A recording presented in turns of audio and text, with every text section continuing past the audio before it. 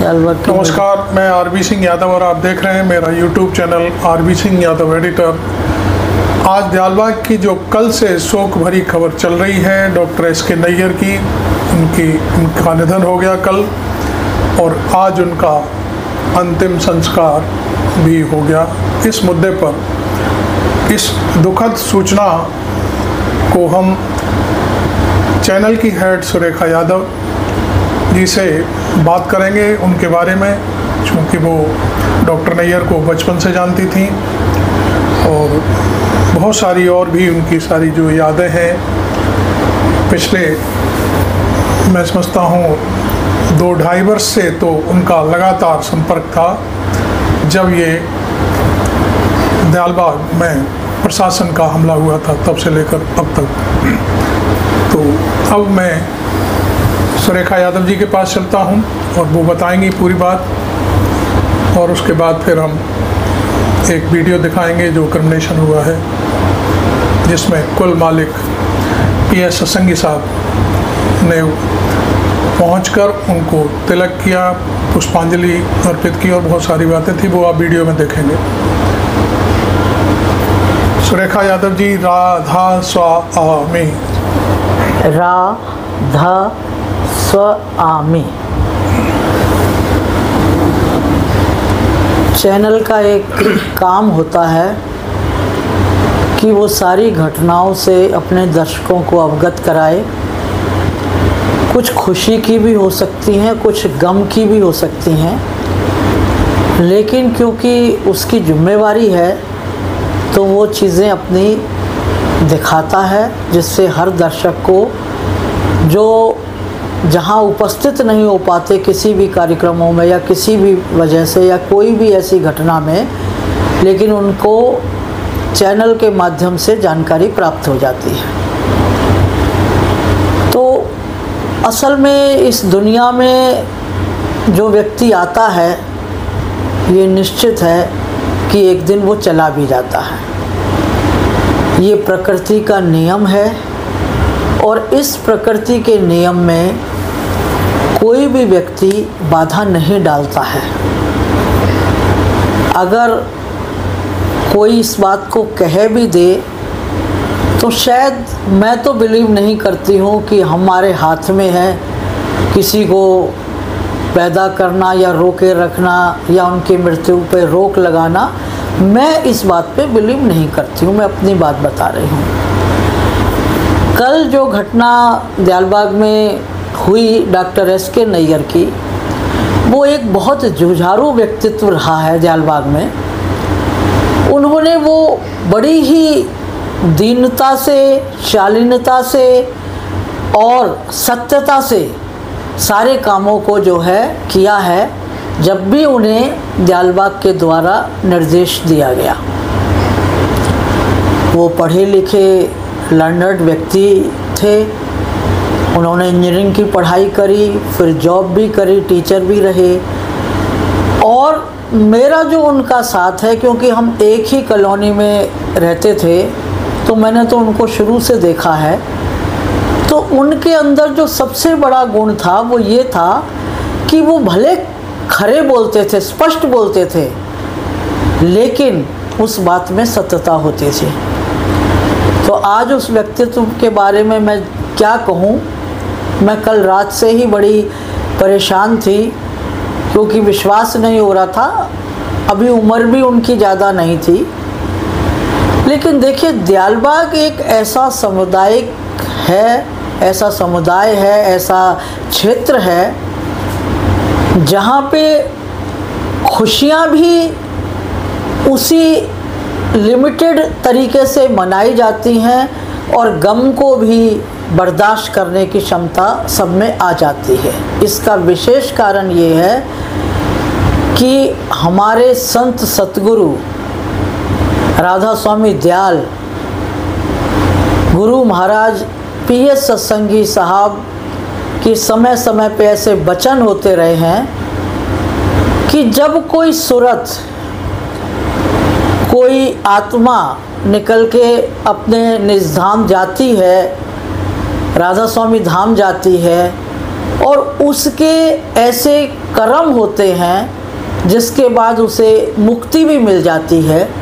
वो कर्मों के आधार पर ही होता है और जन्म मरण से आज़ाद हो जाता है, क्योंकि ये काल क्षेत्र है जहाँ सब लोग निवास करते हैं। यहाँ परेशानियाँ, यहाँ समस्याएं, यहाँ बहुत कुछ देखने को मिलता है। लेकिन जब इंसान इस दुनिया से जाता है, काल से उसको मुक्ति मिलती है, तो वो जो आनंद है उसको शायद वही व्यक्ति समझ सकता है जो सूरत जाके अपने राधा स्वामी धाम में सम्मिलित होती है, मालिक के चरणों में निवास करती है और वहाँ उसका आनंद लेती है, जो कि एक आम आदमी शायद इस चीज़ को नहीं समझ पाता है। तो मालिक की विशेष दया से मालिक ने उनके ऊपर बहुत दया करी और मालिक जहाँ उनकी अंत्येष्टि का कार्यक्रम था, मालिक स्वयं विराजमान हुए, क्योंकि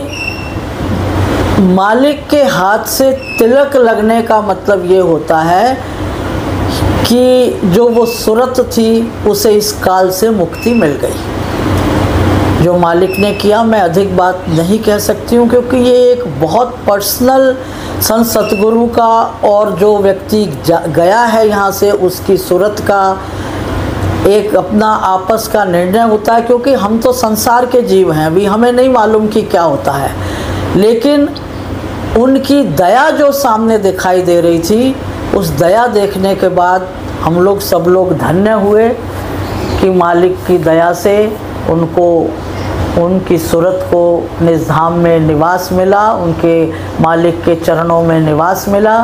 तो हम मालिक का इसी बात का शुक्राना अदा करते हैं और हम ये उम्मीद करते हैं सारे सत्संगियों से, सारे लोगों से जो ज़रा भी फॉलोवर्स हैं दयालबाग के, कि वो अवश्य वो सारे सत्कर्मों को अपनाएं, अहंकार से दूर रहें, बुराई भलाई में ना पड़ें, हर तरह से जो है जो दयालबाग के नियम है उनको फॉलो करें, तो निश्चित तौर पे सबको उनका लाभ अवश्य मिलेगा।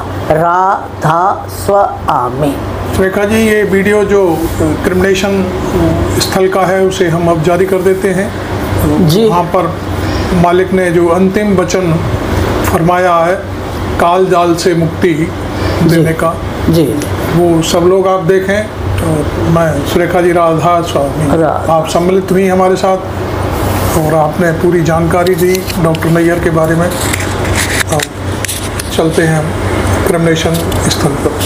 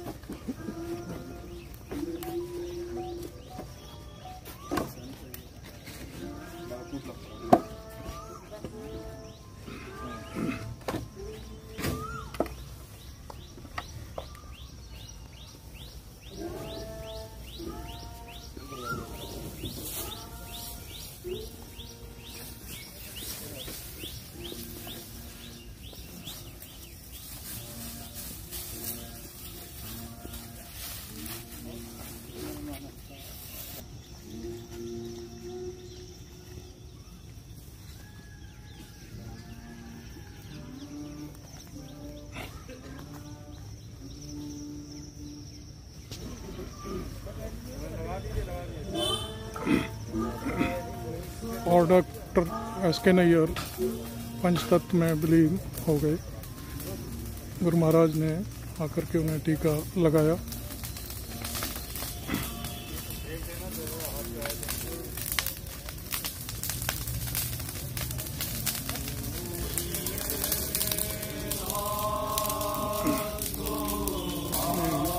अंतिम शब्द पाठ डॉक्टर नैयर के लिए।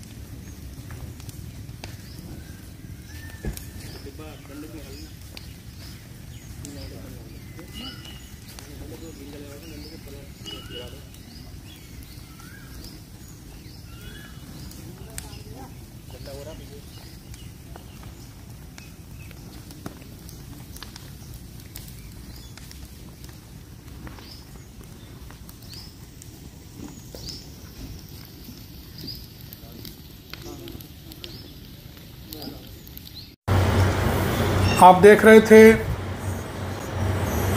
सुरेखा यादव जी के साथ बातचीत डॉक्टर एस.के. नैयर की अंतिम विदाई में कुल मालिक PS सत्संगी साहब शामिल हुए। मैं एक दो लाइन बोलूँगा जो मेरे मन में है। आपने सुरेखा यादव जी को तो सुना पूरी संगत के लिए, लेकिन मैं ये बात बोलूँगा कि डॉक्टर नैयर का और गुरु महाराज PS सत्संगी साहब का कितना आपस में तालमेल था, आज मुझे देखने को मिला बिल्कुल। और वो इस तरह से मिला कि 1 घंटे तक उनका शरीर कर्नेशन की जो जहाँ वो लगती है, चिता लगती है, उस पर रखा रहा और वो इंतज़ार कराते रहे डॉक्टर नैयर कि जब तक गुरु महाराज नहीं आएंगे तब तक मैं पंचतत्व में विलीन नहीं होऊंगा। तो ऐसा मुझे फील हुआ जबकि